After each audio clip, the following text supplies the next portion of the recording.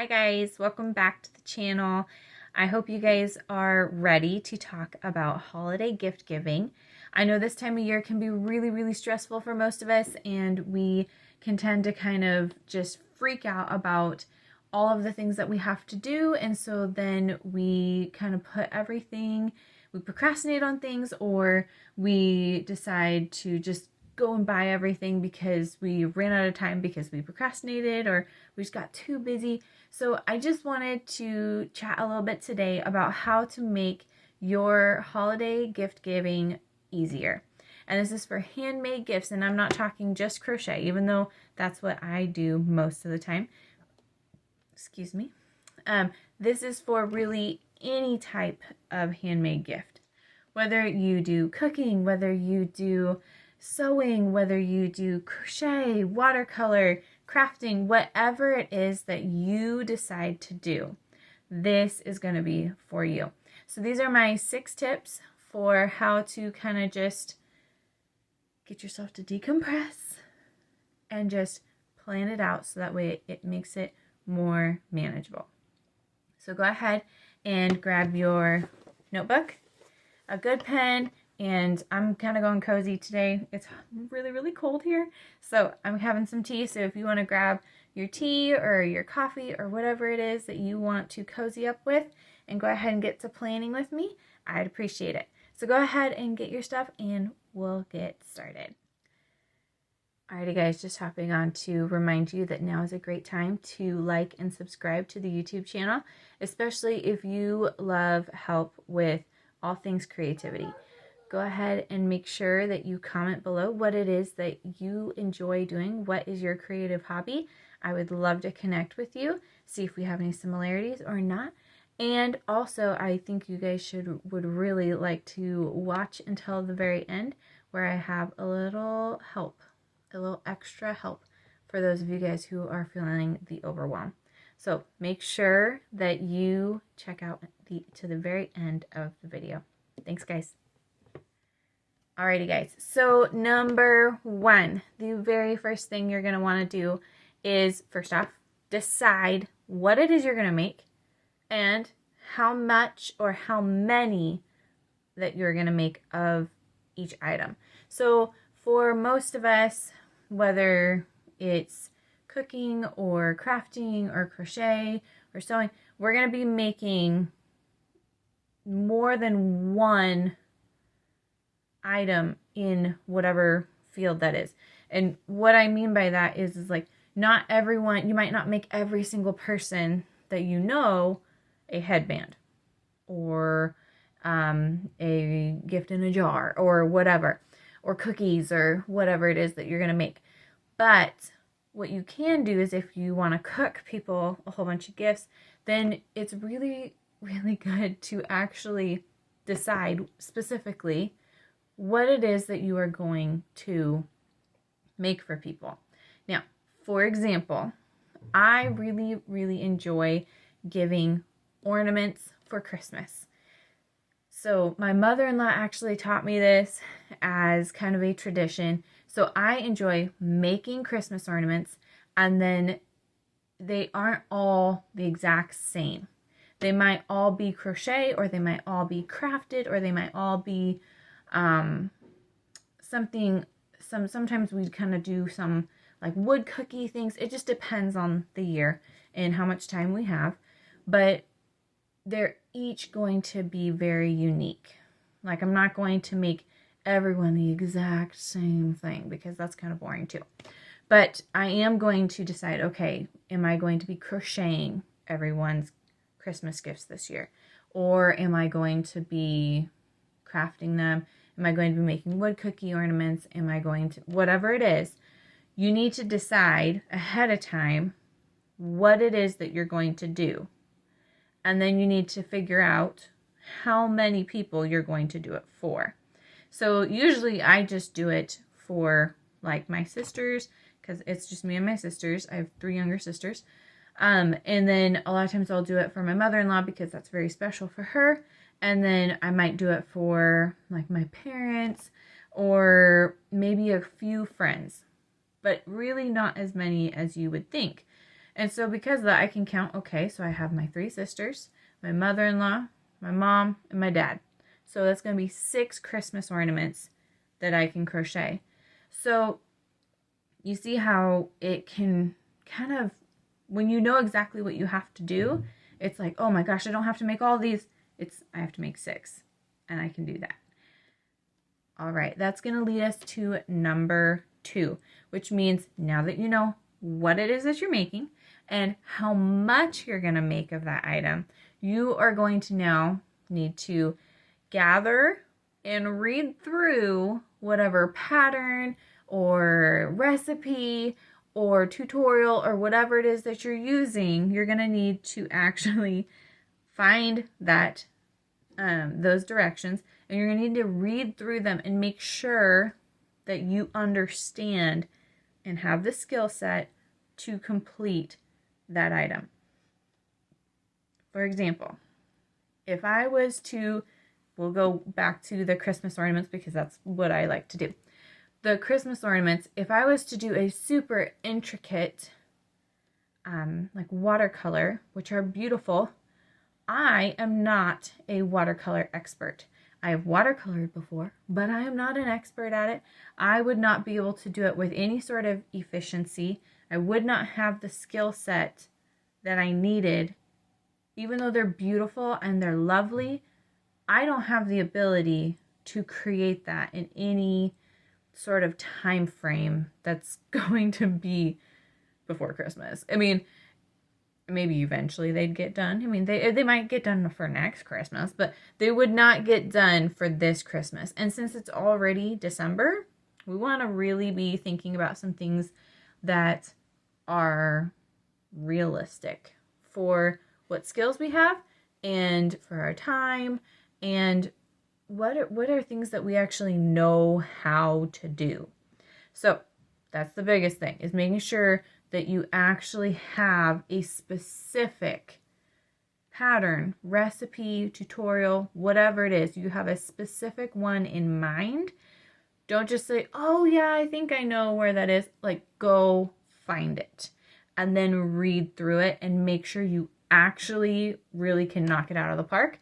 Not, I think I can. Like, know for sure that you can, because it's going to make such a difference, especially if you do hit crunch time. If you actually already have the skills and you know what you're doing because it's been in the back of your head, it's going to make such a big difference in the long run. So just trust me on that. Stress level will go down if you actually know what it is that you're doing. So now that you have picked out your pattern, recipe, tutorial, whatever it is, now that you have it, now you need to actually go get your supplies. So this may mean going through what you already have. So like for me, I have yarn in abundance and I have a huge yarn stash. So for something like Christmas ornaments, I might go through my yarn stash and be like, oh, this color goes perfectly for this person, this one for, and kind of color coordinate what I have. And then I'm going to realize, oh, do I have anyone who is missing? So now that I have my list, I go back and check my list of who it is I'm making it for, right? And how many I need. Am I missing anything? If I am, then I need to make a list and I want to go get everything that I need at once or in bulk. Like if I was going to make everybody like cookies or Christmas candies or something like that, and I might be making everyone a different combination of cookies or candies or whatever, but I'm going to need sugar, flour, milk, whatever. I'm going to make sure I have all of my ingredients at once. I don't want to have to keep running back to the store, because once again, that adds to the list of things that I need to do. It adds to the overwhelm, the stress, the anxiety. Make sure you make your list ahead of time, because it will really make it so much simpler if you just know ahead of time. You already have everything. You don't got to worry about it. So that is number 3 on the list, is make sure you gather all of your supplies at once or in bulk, depending on what it is. or what it is that you're making. And like I said, raid your stash. If you want to sew and you are like, I have ridiculous amount of fabric that I need to go through, raid your stash. Use this as an opportunity to use up what you have. And then if you don't have something, it's totally fine to go to the store. But just make sure that whatever it is that you need, you have on hand. So when you start the process of making, you're not freaking yourself out because you're like, oh my gosh, I'm missing whatever. So make sure you get all your supplies, you gather them up all at once. And I also recommend that if you do that, that maybe you even put them all in a basket or a bag or a tote, or you put them in one spot or a box, whatever it is, and you just know, okay, this is for these gifts. This is for it. You're not going to mess with it. You're not going to just rummage through it and grab it for something else. No, it's for your gifts. You have it in a separate spot. And that way also other people hopefully will not be raiding through it, because I know how that goes. Toddlers, kiddos, they like to go through things. So make sure it's separated so that also doesn't increase your stress level. All right, number 4. This is so key to really making things quick. And this is batch make anything that you can. So when I say batch make, I am not saying, once again, I'm not saying make the exact same thing 40 million times. I am saying, for example, we'll go to food because that's a really easy one. But if you are making cookies for people, but you are making several different types, or you're making gifts in a jar is a really, really good one. But you know, okay, I'm going to make brownies for so-and-so, cookies for so-and-so, da-da-da-da-da. Get all of your jars out and just label, okay, this is the brownie jar, this is the cookie jar, this is the chocolate, oatmeal, whatever. And then you make sure that you're going through and you have, put your little list in front of them of what they need. And then you just fill them all at once. That way, when you have your flour out, you fill everything that needs flour according to how much it needs. And that way, you're not having to get out the flour each and every time. You're not doing every single jar by itself or anything like that. You're really, really saving yourself so much time simply by just going bam, bam, bam, bam. It's done. Same thing, honestly, for crochet. I'm going to go back to the Christmas ornaments again. If I'm going to crochet a specific Christmas ornament and I want to make sure that I have such and such colors for my sister, and then such and such colors for my mother-in-law, and then da-da-da-da-da, I'm just going to put the little bags, separate them out, and I'm going to go with one step. So for example, if I was to do a stocking, I would let's do the toe. We'll do the toe, toe, toe, toe. Get all of the toes done. And then do the heels. And then do each step once at a time, because guess what? You're going to get really, really familiar with that step, so you're going to get faster at it.